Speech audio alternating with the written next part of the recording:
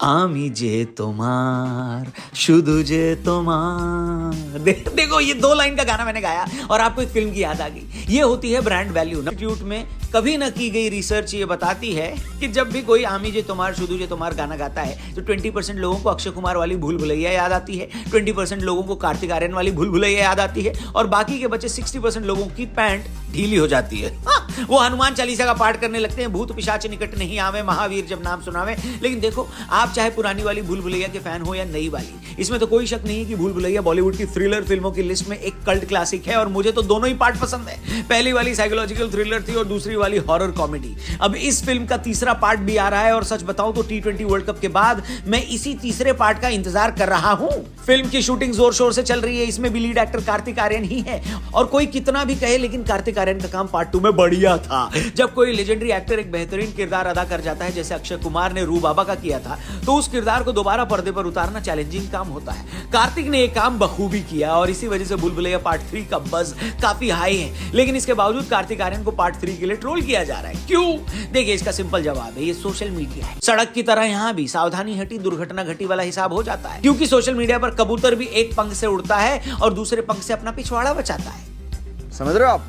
समझ रहे हो? कार्तिक भूल भुलैया 3 को लेकर एक लेजेंडरी अनाउंसमेंट कर रहे थे। अनाउंसमेंट ये थी कि पार्ट 3 में पार्ट 1 वाली मंजुलिका यानी विद्या बालन वापस आ रही है। लेकिन इसको अनाउंस करते वक्त कार्तिक ने लिख दिया, OG Manjulika is coming back to the world of Bhool Bhulaiyaa, super thrill to welcome Vidya Balan. उनका ये विद्या बालन को वेलकम करने वाला ट्वीट लोगों को पसंद नहीं आया। कायदे से तो लोगों को इस बात के लिए एक्साइटेड हो जाना चाहिए था कि विद्या बालन वापस आ रही है, लेकिन कार्तिक के शब्दों को लेकर लोगों ने बोल दिया, लैंग्वेज भाई साहब आपकी बहुत गंदी है, सुधारिए इसको थोड़ा।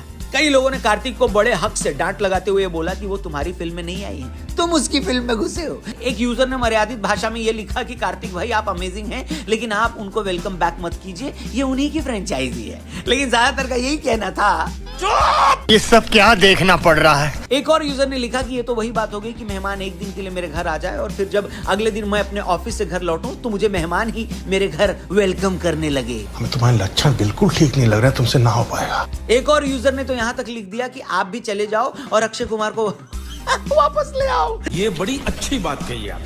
कुल मिलाकर ऐसी फजीयत होगी कि कार्तिक आर्यन अब 10 बार सोच समझ कर ही लिखेंगे सोशल मीडिया पे, है कि नहीं?